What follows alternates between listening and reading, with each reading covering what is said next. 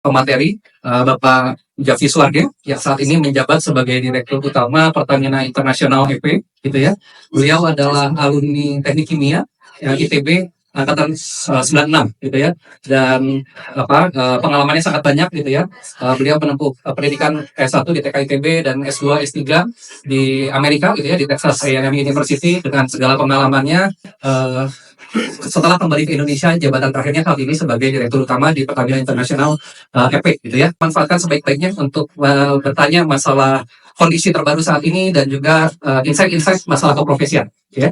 Oke, tanpa panjang lebar mungkin kami berikan kesempatan pada Pak Jafi untuk memberikan. Selamat sore, yang saya hormati dosen Pak dan tentunya adik-adik sekalian. Selamat sore, assalamualaikum warahmatullahi wabarakatuh.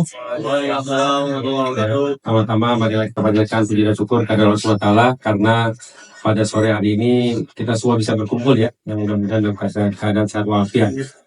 Ini izin Pak dosen, ya saya belajar dari Bapak nih, saya memberikan yang berbagi ke adik-adik Pak.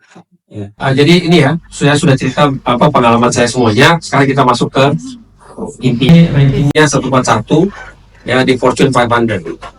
Luar biasa. Jadi dari top 500 perusahaan yang di track oleh majalah ini, Pertamina itu nomor segitu. Ini luar biasa ya. Dan pendapatan Pertamina itu 85 billion. Jadi tinggal-kali kalau mereka tahu di triliunnya, tinggal-kali berapa sekarang? 12.500 ya. Sebesar itulah pendapatannya. Kebayang ya, berapa banyak pekerja, berapa banyak turunannya, multiplier effect dan lain-lain. Nah di Pertamina itu ada 6 subholding. Agen besarnya dibagi menjadi 6 subholding. Siapa tahu nih teman-teman nanti sebagai teknik kimia bisa bekerja atau tadi KP atau internship atau apapun itu di sini ya. Ada yang di PAE nih, itu upstream. Upstream ini yang mengekspor dan memproduksi minyak dan gas. Upstream. Kemudian ada refinery and chemical, petrochemical. Nah ini juga biasanya banyak di orang kimia. Refinery itu kilang ya. Kilang. Dan petrochemical sudah tahu bahwa petrochemical juga banyak anak teknik kimianya. Kemudian ada commercial and trading. Ini kayak pom bensin dan mobil tanker yang mobil truk yang sering kita lihat itu dari Patra Niaga, tapi sebenarnya mereka menjalankan misi yang luar biasa, yaitu juga pernah dengar BBM satu harga nggak? Jadi bahan bakar itu oleh arahan dari Pak Presiden waktu itu Pak Jokowi bahwa beli bensin di Jakarta sama di Papua harganya harus sama ya, karena waktu itu harganya tidak sama, sehingga kalau kita orang lagi rakyat yang ada di Papua itu sangat kemahalan membeli bahan bakar. Nah ini yang menjalankan adalah jadi bahwa pernah ada yang lihat ya membawa bahan bakar ke pegunungan di Papua? Kita pernah lihat? Itu mobil nggak bisa masuk, itu nggak ada aspal. Kalau hujan dikit itu tanahnya sudah kayak bubur. Kadang-kadang harus diangkut dengan kapal itu jangan bayangkan kapal besar ya, kapal dari kayu itu. Jadi luar biasa perjuangannya dari teman-teman CNT ini membawa bahan bakar ke seluruh pelosok Indonesia. Kemudian ada power and renewable energy. Ini energi baru terbarukan seperti solar, hydropower, wind power dan lain-lain itu ada di sini. Ya, jadi nanti teman-teman yang tertarik untuk renewable energy itu di Pertamina ada namanya power and renewable energy. Kemudian juga ada PGN, perusahaan gas negara yang berhubungan dengan segala sesuatu dengan penjualan gas. Ya, yang suka gas ya sini tipenya. Dan terakhir adalah ini bahasa Inggrisnya bahasa PT-nya Pertamina International Shipping. Jadi berhubungan dengan logistik dan juga transportasi kapal untuk produk-produk Pertamina. Ini Pertamina ini sangat besar ya. It's a big company. Nah kami dari Pertamina International setiap kali pergi ke beberapa negara, tentunya setiap pembina negara itu akan mengapresiasi reputasi Pertamina. Ya, reputasi Pertamina. Jadi mereka tahu kerja buat siapa Pertamina, udah tahu mereka Pak. Ya, ini juga menjadi kebanggaan kami bahwa kita keluar negeri Pertamina ini sangat dikenal. Nah, kemudian untuk upstream, karena saya bagian dari upstream ini dibagi menjadi di dalam negeri dan di luar negeri. Nah, di luar negeri itu disebutnya regional 5, di dalam negeri ada 4. Nah, yang pertama regional 1 Sumatera. Ini saya 2021 sampai 2023 menjadi biru di sana. Kemudian dari regional 2, 3, 4, kemudian 5 ini internasional. Ya, regional internasional ini sekarang regional kedua terbesar di Pertamina. Nah, sebelum saya tunjukkan apa sih Pertamina Internasional, kita harus tahu dulu kenapa Pertamina Internasional itu ada. Ya, mungkin orang nanya kenapa sih harus jauh-jauh ke luar negeri gitu. Ya. Dan apalagi tempat-tempatnya bukan tempat turis lagi ya, tempatnya memang untuk mencari minyak dan gas. Jadi kalau kita lihat di sini, ini ilustrasi ya, kita bisa ilustrasi. Gambar yang di atas adalah kebutuhan di Indonesia. Gambar yang garis yang di bawah adalah kebutuhan produksi minyak dalam negeri. Coba buat teman-teman tadi harus tahu nih, yang bagus itu kok garisnya ketemu atau enggak? Garisnya ketemu bagus atau enggak? Kok mas ragu-ragu jawab deh. Yang garisnya ketemu bagus tunjuk tangan. Oh enggak. Yang garisnya enggak ketemu itu bagus tunjuk tangan. Oh enggak juga. Jadi apa? Ada jawaban yang ketiga? Nangkap nggak tapi grafik ini? Coba deh. Saya minta satu kan ada ini ya Pak ya. Ada souvenir buat yang menjawab. Yang lagi menjawab. Ya, tapi harus tunjuk tangan dan jawab ya. Coba grafik ini. Coba jelaskan grafik ini. Ada bisa ngerti nggak? Satu orang tunjuk tangan. Ya, monggo. Coba gimana? Grafik ini menunjukkan dari 2020 sampai 2024 Indonesia produksi domestiknya masih di bawah demand Indonesia, dan ada forecast ke depan ke 2030 masih kondisinya masih sama. Kondisi yang optimal itu antara jika demand oil production Indonesia itu temu dengan needs-nya Indonesia atau di atasnya. Bagus. Ini adalah garis ini bertemu ya. Jadi produksi kita itu sama dengan atau di atas dari demand. Unfortunately, ini sudah situasi yang harus kita terima. Terima dalam artian ini kenyataan. Bahwa kalaupun kita maksimalkan produksi di dalam negeri, ya itu sudah kita maksimalkan. Terus kita berusaha maksimalkan. Ternyata kalau melihat angka-angka, kebutuhannya masih terus lebih tinggi. Nah, sembari kita mengusahakan sambil memaksimalkan produksi dalam negeri itu bisa menutupi kebutuhan, sembari menunggu dia karena butuh waktu, apa yang harus kita lakukan?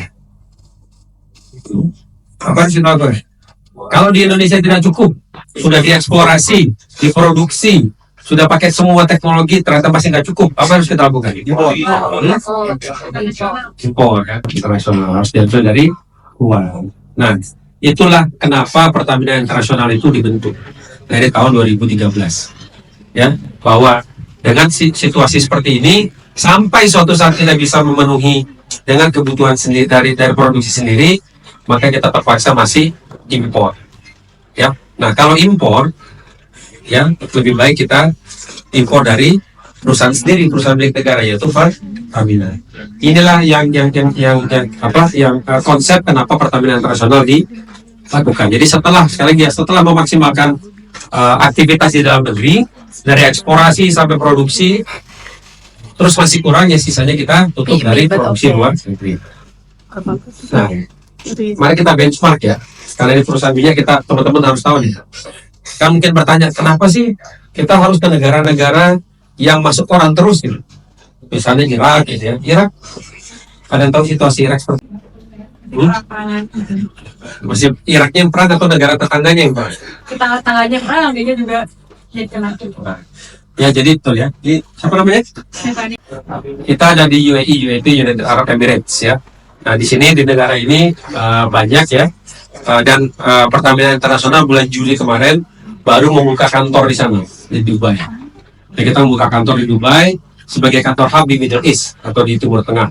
Ya, ini luar biasa ya Pertamina. Jadi Bu Nike sendiri, mungkin teman-teman tahu Bu Nike, beliau CEO dan presiden direktur dari Pertamina Group, beliau sendiri yang waktu itu juga meresmikan kantor baru ini. Kemudian ada Venezuela nomor 2. Pihak melalui anak perusahaannya atau melalui afiliasinya ada di Venezuela dan ada di sana. Ya. Di Saudi kita tidak ada, di Irak kita ada di sini. Kemudian kita juga ada di Nigeria, kita pernah ada di Libya. Ya, ini Kuwait, Kuwait juga berhubungan baik dengan Kuwait karena kalau terjadi sesuatu, jadi kalau kita berbicara internasional ini, evakuasi itu menjadi sesuatu yang penting. bukan dalam artian negatif ya. Kalau terjadi sesuatu di negara tersebut, mulai dari sakit dan lain-lain, kita harus mampu membawa tim kita keluar dari sana. Kita tidak akan mengirim tim ke sana kalau tidak aman buat mereka. Kalau dari Irak, 8 kita tuh di Basra namanya. Basra itu kota terpanas di Irak. Itu sekitar 2 jam dari perbatasan Kuwait. Ya, kalau kita ambil jalur yang lebih utara lagi lebih jauh.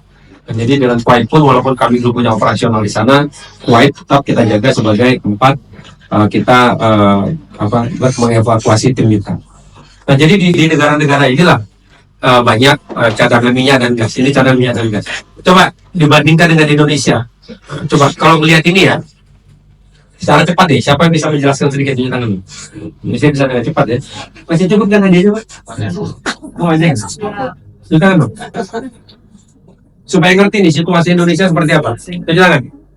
Dari gambar ini dibandingkan dengan Indonesia seperti apa? Ya, Om. Ada yang tolong baca.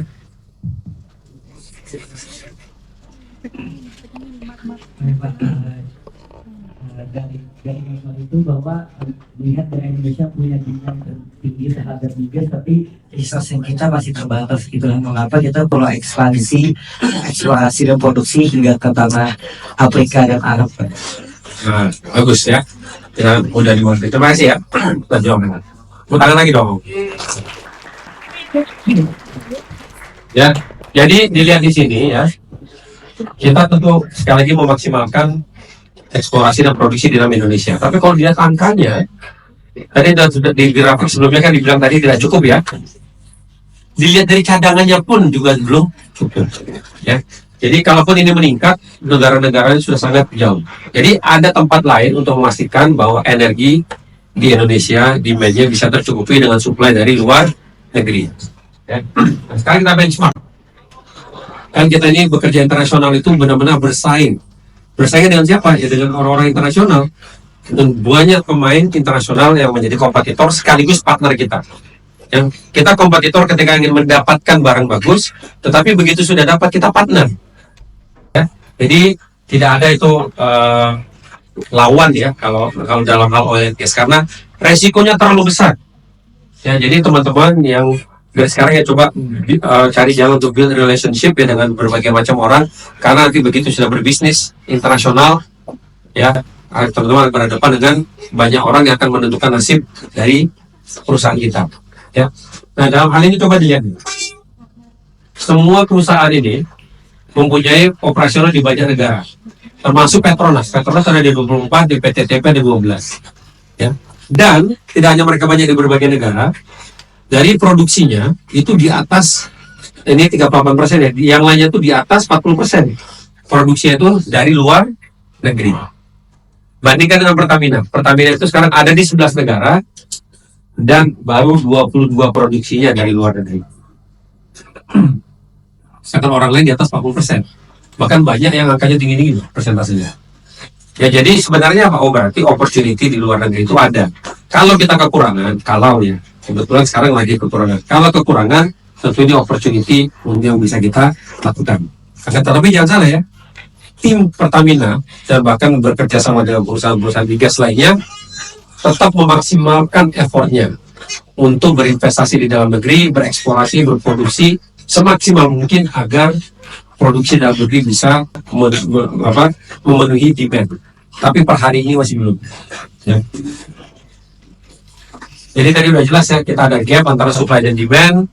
Ya, kemudian minyak dan gas itu banyak di negara lain, dan kita kalau di benchmark sebagai perusahaan masih kurang agresif dibandingkan perusahaan lain. Nah, ini baru kita bicara mengenai PIEP ya. PIEP ini ada di 11 negara. Ya, kita itu ada di Malaysia, yang ada pimpinannya adalah Bu Eva ya. Ini country manager, sebelumnya beliau country manager wanita pertama di Malaysia, di internasional. Pertama dulu. Dan itu orang TK, nanti saya dibilang karena TK dan enggak. Memang karena beliau sangat bagus ya,